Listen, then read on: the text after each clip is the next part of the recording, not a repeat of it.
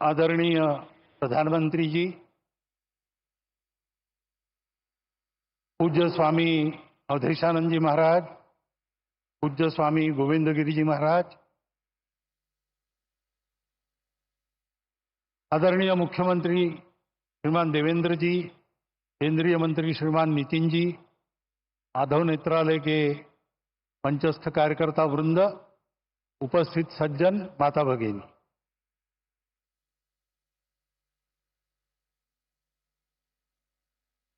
आज योग है।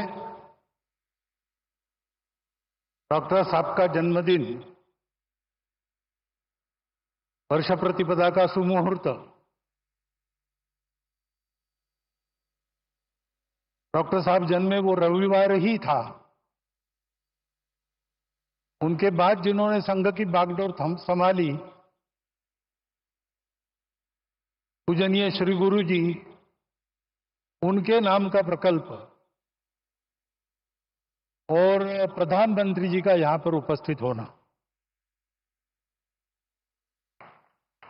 ये सारे शुभयोग यहां पर एकत्रित है। और ये सारे शुभयोग एकत्रित होते हैं तो उसके लिए तपस्या करनी पड़ती है।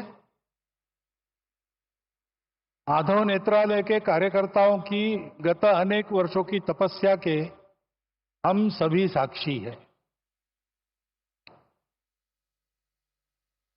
तपस्या से पुण्य अर्जित होता है, पुण्य से फल मिलता है, लेकिन वो फल अपने लिए न रखते हुए उसका विनियोग भी लोक कल्याण के लिए ही करना, इस वृत्ति से वो तपस्या आगे चलती है और ऐसी ही चल रही है। क्योंकि इसके पीछे जो प्रेरणा है वो प्रेरणा संघ विचार की प्रेरणा है। संघ विचार की प्रेरणा ने वो प्रेरणा स्वार्थ की प्रेरणा तो नहीं ही है, भय या प्रतिक्रिया की भी प्रेरणा नहीं है, न कोई मजबूरी है। शुद्ध सात्विक प्रेम, यही वह प्रेरणा है। अपना समाज है, अपने समाज में दृष्टिहीनों के उपचार सबके पास जाए, सबको मिले, ये एक समस्या बनी रहे, ये समाज को शोभा नहीं देता।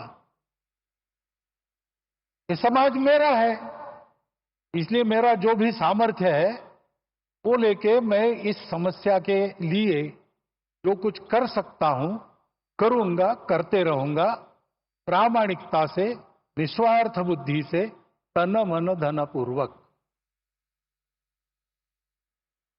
सब क्षेत्रों में संघ के स्वयंसेवक जो कार्यरत है, इसी प्रेरणा से कार्यरत है।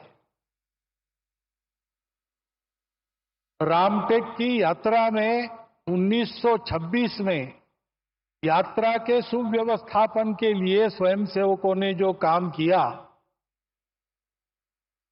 वह भी इसी प्रेरणा से किया। और आज इतने सारे क्षेत्रों में सेवा चल रही है, छोटे बड़े प्रकल्प उपक्रम सब मिलाकर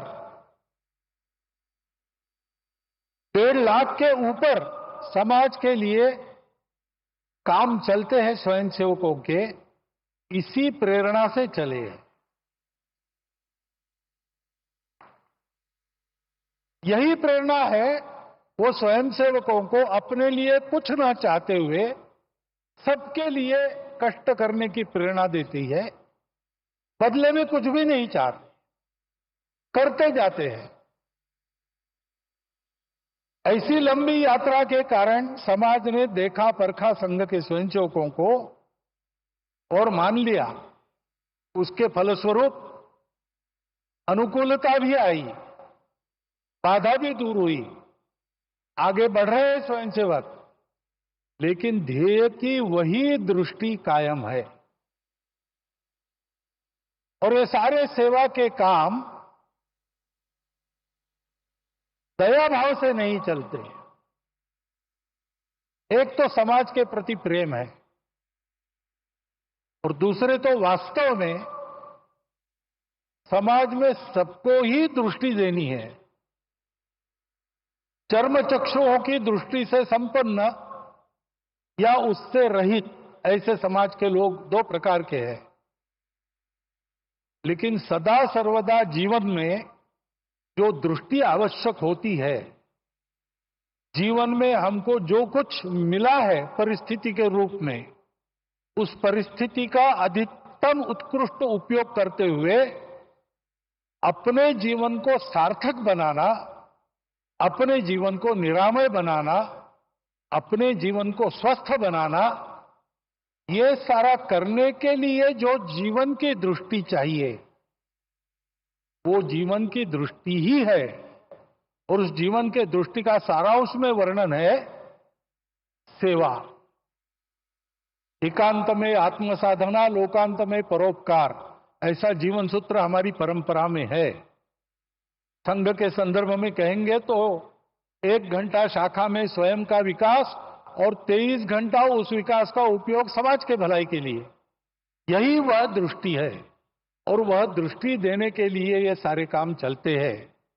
ये सारे काम इसी दृष्टि से चलते हैं, इसलिए उत्तम चलते और ऐसे ही उत्तम चलते रहेंगे।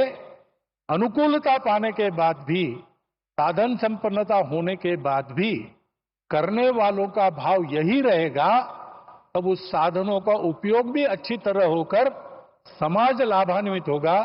केवल लाभान्वित नहीं होगा, समाज विश्व को लाभान्वित करने के लिए योग्य बनेगा और विश्व के जीवन में अपनी भूमिका को ठीक से अदा करेगा। इन सारे सेवा कार्यों से यही हो, इस इच्छा से स्वयंसेवक काम कर रहे। उसमें से एक यह माधव नेत्रालय का काम है। आज वर्षीय प्रतिभागिता के दिन उनको सब प्रकार की शुभेच्छा मैं देता हूं, आपको भी देता हूं। और आपके और माननीय प्रधानमंत्री जी के बीच ज्यादा खड़ा न रहते हुए, क्योंकि उनको सुनने की आज मुझे भी उत्सुकता है, मैं मेरे शब्दों को विराम देता हूं।